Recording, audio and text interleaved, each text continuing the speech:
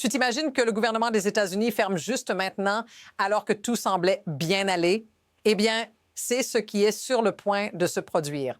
MAGA Mike Johnson, le président de la Chambre des représentants, a décidé d'envoyer tous les congressistes en vacances, tandis que la crise politique atteint de nouveaux sommets.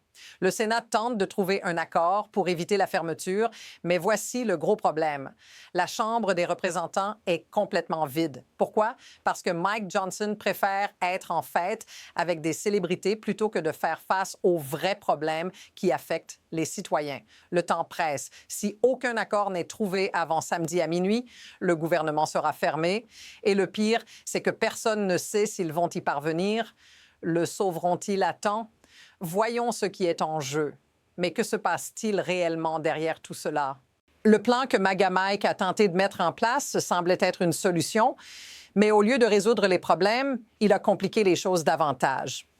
Les dirigeants républicains du Sénat travaillent à approuver un accord qui permettrait de continuer à financer le gouvernement. Mais il y a un virage dangereux. Le département de la sécurité intérieure, DHS, et les forces de l'ICE et de la patrouille frontalière sont au centre de la controverse. Les démocrates s'opposent à ce financement, mais ce que le Sénat a fait, c'est séparer le financement du DHS et le transférer à une résolution continue pendant 2 semaines. Voici la question clé. Pourquoi, malgré toute cette division, MAGA Mike est-il toujours absent? Que cela signifie-t-il pour vous, le citoyen ordinaire, si aucun accord n'est atteint? Pouvons-nous nous permettre davantage de vide de pouvoir alors que le gouvernement est au bord de l'effondrement? Plongeons dans les détails et voyons ce qui est en jeu. Et c'est là que l'histoire prend un tournant encore plus sombre. Pendant que les sénateurs tentent de trouver un accord, MAGA Mike reste en vacances, indifférent à la gravité de la situation. La Chambre des représentants, comme je l'ai mentionné, n'est pas à Washington. Cela pousse les membres du Congrès, principalement républicains, à faire pression pour que tout accord approuvé inclue quelque chose d'encore plus controversé, le soi-disant SAVE Act. Un plan pour fédéraliser les élections et, selon certains, manipuler le système électoral. Cela pourrait changer les règles du jeu lors des prochaines élections. Ce qui est encore plus inquiétant, c'est qu'alors que les républicains de la Chambre se préparent à voter, les dirigeants du GOP tremblent de peur car les propositions en cours pourraient ouvrir une boîte de Pandore de conflits internes. Allez-vous rester là, les bras croisés, pendant que tout cela s'effondre? Parce que si aucun accord n'est trouvé à temps, vous ressentirez directement les effets de ce désastre. La situation se dégrade rapidement. Imaginez que le gouvernement des États-Unis se ferme à nouveau, affectant des millions de personnes. Mais le pire, c'est qu'il n'y a aucune clarté sur ce qu'il faut faire. Le Congrès est divisé et ce qui semblait être une solution temporaire pourrait se transformer en un chaos total. Maintenant, même les républicains modérés commencent à douter. Trump, qui a toujours eu une main lourde dans ce genre de négociations, tente de faire pression pour que l'accord soit approuvé. Mais la pression atteint des niveaux insoutenables. Que se passera-t-il si les dirigeants du GOP ne parviennent pas à maîtriser la situation? Une fermeture gouvernementale pourrait-elle être seulement le début de quelque chose de plus destructeur? Tout cela nous mène à un point de non-retour. La question cruciale maintenant est, que se passe-t-il si ce chaos devient irréversible?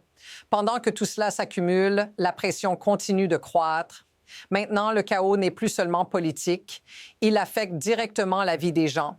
Si le gouvernement se ferme, des millions d'Américains ne recevront pas les services de base dont ils ont besoin. Et ce qui est encore plus préoccupant, c'est que l'inaction génère un sentiment de désespoir parmi la population.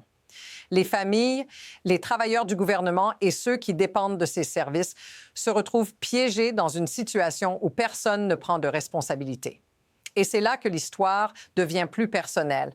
Si vous dépendez de ces services pour survivre, vous serez directement affecté par l'inaction du Congrès. Ce n'est pas seulement un problème politique, c'est un coup direct à la vie quotidienne des gens. Et, le pire de tout, personne ne semble prêt à arrêter ce désastre à temps. Si vous avez l'impression que cela vous semble familier, laissez-le dans les commentaires. Maintenant, Allons au-delà de l'indignation. La question cruciale n'est pas seulement ce qui se passe, mais pourquoi tout cela se produit. La réponse n'est pas aussi simple que le manque d'action ou l'indifférence de certains congressistes. C'est le système lui-même qui est conçu pour générer cette paralysie. Pourquoi le Congrès est-il coincé dans des débats interminables? Parce que les incitations dans le système politique sont mal alignées. Les politiciens ne répondent pas aux besoins du peuple, mais aux pressions de leur propre parti et des grands intérêts. C'est un cercle vicieux où, à mesure que le chaos grandit, de plus en plus de personnes sont piégées, mais personne n'est prêt à changer les règles du jeu. Cela va bien au-delà d'un simple désaccord politique. Il y a des forces plus profondes en jeu, et bien que beaucoup ne le disent pas à haute voix, il est évident que le système est conçu pour maintenir le statu quo. Mais à ce moment précis, ce statu quo est sur le point de s'effondrer, et vous, en tant que spectateur, le ressentirez aussi. Ce qui est clair, c'est qu'il y a deux chemins possibles à suivre et aucun d'eux ne propose une solution rapide ou facile. Dans le meilleur des cas, un accord de dernière minute pourrait éviter la fermeture, mais cela reste une solution temporaire.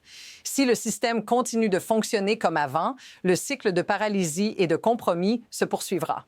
D'un autre côté, si la situation s'intensifie et qu'il n'y a pas d'accord, la fermeture pourrait durer plus que quelques jours, affectant gravement des millions de personnes. Les répercussions ne seraient pas seulement politiques, mais aussi économiques et sociales. Le pire, c'est que personne ne semble avoir de plan réel pour l'éviter. Alors, nous voilà ici à un carrefour. Ce qui se passe dans les prochaines heures pourrait définir l'avenir immédiat du gouvernement et, plus important encore, comment ce conflit continuera d'affecter la vie quotidienne de tous. Et voici le dernier tournant qui pourrait tout changer. Ce chaos n'est pas juste un accident. C'est une conséquence directe d'un système politique qui ne fonctionne plus comme il le devrait. La lutte pour le pouvoir, le manque de volonté de faire de véritables concessions et l'obsession de maintenir le contrôle ont créé un scénario où les citoyens se retrouvent pris dans une bataille qu'ils n'ont pas choisie. Le véritable problème ici, c'est qu'il ne s'agit pas seulement d'une fermeture gouvernementale, il s'agit d'un système qui n'est plus conçu pour servir le peuple. Pendant que les politiciens continuent de jouer leur jeu, la vie de millions d'Américains reste le prix de leur inaction. Que se passera-t-il si cela ne change pas? La vérité, c'est que nous sommes juste au bord d'une série de décisions qui pourraient changer le cours de tout. Alors, si tu t'inquiètes de ce qui est à venir, assure-toi de nous suivre pour plus d'analyses sur ce qui se passe ensuite. Ce n'est que le début.